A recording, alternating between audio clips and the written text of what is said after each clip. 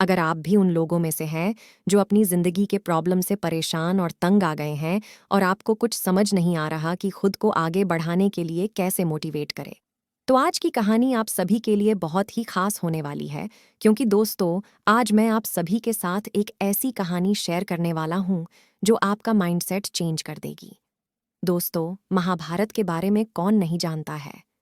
आपने तो सुना ही होगा, लेकिन महाभारत में अर्जुन और कर्ण की कहानी तो सभी जानते हैं, लेकिन एक नाम ऐसा भी है जो महाभारत का हिस्सा बहुत कम रहा है, पर इनसे हमें जो मोटिवेशन और सीख मिलती है वो वाकई में अतुल्य है। दोस्तों, मैं बात कर रहा हूँ एकलव्य की। दोस्तों, पिता पांडु के देहांत के बाद अर्जुन और उनके सारे भाई अपनी माता कुंती के साथ जब जंगल से हस्तिनापुर आए थे, तब उन सब की उम्र सीखने वाली थी, मतलब कि पढ़ाई करने की उम्र थी। इसीलिए सारे कौरवों और पांचों पांडव भाइयों को शिक्षा प्राप्त करने के लिए गुरु द्रोणाचार्य के गुरुकुल में शिक्षा प्राप्त करने के लिए भेज दिया गया था। दोस्तों, हर दिन की तरह जब एक दिन गुरु द्रोणाचार्य अपने शिष्यों को धनुर्विद्या जब सिखा रहे थे, तब अर्जुन ने देखा कि कोई पेड़ की डालियों से छिप कर देख रहा है और अपनी धनुर्विद्या का प्रदर्शन कर रहा है। अर्जुन की जिज्ञासा हुई और वो जानना चाहता था, आखिर कौन है। अर्जुन जब उसके पीछे जाते हैं, तब एकलव्य घबरा कर जाने लगते हैं। अर्जुन उनका पीछा करते करते एकलव्य के कुटिया में जा पहुंचते हैं। अर्जुन को गुरु द्रोणाचार्य बहुत देर से देख रहे थे कि उसका मन शिक्षा ग्रहण करने पर नहीं बल्कि कहीं और है, इसलिए गुरु द्रोणाचार्य भी उसके पीछे चले गए। वहां जाकर देखा तो एकलव्य ने सिर झुकाकर प्रणाम किया और उन्हें गुरु कहकर बुलाया। इतने में अर्जुन एकलव्य से पूछते हैं कि इन्होंने तो तुम्हें शिक्षा नहीं दी, फिर भी ये तुम्हारे गुरु कैसे हो सकते हैं? इस बात की जिज्ञासा सभी को थी और उसके साथ साथ गुरु द्रोणाचार्य को भी।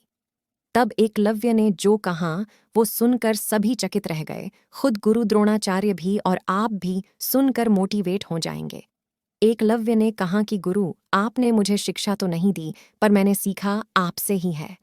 जब आप सभी पांडव और सारे शिष्यों को शिक्षा दे रहे थे, तो मैं छिपकर आपकी बात सुनता था और उसे आपकी मूर्ति के सामने प्रैक्टिस करता था, जिससे आज मुझे यह धनुर्विद्या प्राप्त हुई है। दोस्तों, उसके बाद गुरु द्रोण ने आश्चर्य से पूछा कि मेरी मूर्ति, और ये सब सुनकर वो सभी दंग रह गए। तब एकलव्य ने उस मूर्ति को सबके सामने दिखाया, जिसे देखकर एकलव्य प्रैक्टिस किया करते थे। ये सब देखकर गुरु द्रोणाचार्य को गर्व हुआ और उन्होंने अपनी शिक्षा का परिचय देने के लिए एकलव्य से कहा। तभी वहां पर एक कुत्ता आ जाता है जो लगातार भौंक रहा था। दोस्तों, तभी एकलव्य ने अपनी विद्या को प्रदर्शित करते हुए उस कुत्ते के मुंह में धनुष को भेद दिया। ये देखकर गुरु द्रोणाचार्य की आंखें खुली की खुली रह गईं और तब गुरु द्रोणाचार्य ने एकलव्य से उनका पूरा परिचय लिया। एकलव्य वर्थराज हिरण्यधनु के पुत्र थे। उनके पिता मगध के राजा जरासंध के लिए सेनानायक थे, लेकिन उस वक्त हस्तिनापुर और मगध के बीच कुछ भी ठीक नहीं था। दोनों के बीच काफी तनाव था और आने वाले कल में मगध और हस्तिनापुर के बीच जंग हो सकता था। ये सारी बातें गुरु द्रोणाचार्य को चिंतित करने लगे कि अगर ऐसी कोई जंग हुई तो हस्तिनापुर नहीं बचेगा, क्योंकि दोस्तों, जिस उम्र में बच्चे धनुर्विद्या का ज्ञान लेने लायक नहीं होते थे, उस उम्र में एकलव्य का इतना अच्छा धनुर्धन होना चिंता का विषय बन गया था। इसलिए गुरु द्रोणाचार्य ने एकलव्य से गुरु दक्षिणा की बात की और एकलव्य इसे सौभाग्य समझकर देने को तैयार भी हो गए।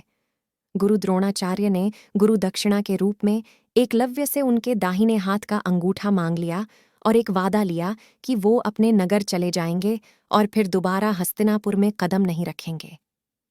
गुरु द्रोणाचार्य को दक्षिणा देने के बाद एकलव्य ने वैसा ही किया जैसा उन्होंने वादा किया था।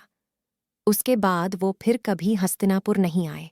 महाभारत युद्ध में हर नगर के राजा आए, सभी ने भाग लिया, लेकिन उस युद्ध में एकलव्य का कभी जिक्र नहीं होता है। दोस्तों, इस कहानी से हमें बहुत कुछ सीखने को मिलता है। मैं उन सबको हाईलाइट करना चाहूंगा। पहली, गुरु के प्रति समर्पण का भाव रखिए। दोस्तों, अगर भाव समर्पण का है तो दुनिया की कठिन से कठिन कार्य को भी सीखा जा सकता है। गुरु पर भरोसा करना किसी भी ज्ञान को सीखने की पहली सीढ़ी है। अगर आप अपने गुरु पर भरोसा ही नहीं करोगे तो कैसे सीख पाओगे? इसलिए दोस्तों, पहला और काफी महत्वपूर्ण सीढ़ी ये है कि अपने गुरु के प्रति समर्पित होना। दूसरी, प्रॉब्लम्स पर नहीं सॉल्यूशन पर फोकस करें दोस्तों। जितना आपके पास रिसोर्स है उसको अच्छे से यूटिलाइज करें। आपको जो भी मिलता है उसका कैसे इस्तेमाल कर सकते हैं वो देखें। एकलव्य ये बहाना बना सकते थे कि उनके पास तो गुरु ही भी है, तो वो सीखेंगे कैसे। लेकिन उन्होंने ऐसा नहीं किया और उन्होंने पूरी श्रद्धा से देखकर सीखा और सुनकर सीखा। तीसरी, अपनी कही हुई बात पर अटल रहना। दोस्तों, एकलव्य चाहते तो अपनी बात से मुकर सकते थे कि गुरु द्रोणाचार्य ने गुरु दक्षिणा के रूप में उनका अंगूठा ही मांग लिया था। जिस विद्या को प्राप्त करने के लिए इतनी मशक्कत की हो, अगर वही मांग ली जाए तो कैसा लगेगा, यह हर कोई जानता है। पर उन्होंने ऐसा नहीं किया। अगर आज की कहानी आपको अच्छी लगी हो तो प्लीज़ लाइक एंड कमेंट करके ज़रूर बताएं और ऐसे ही कहानियों के लिए मेरे चैनल को सब्सक्राइब कर दीजिए। Thank you for watching.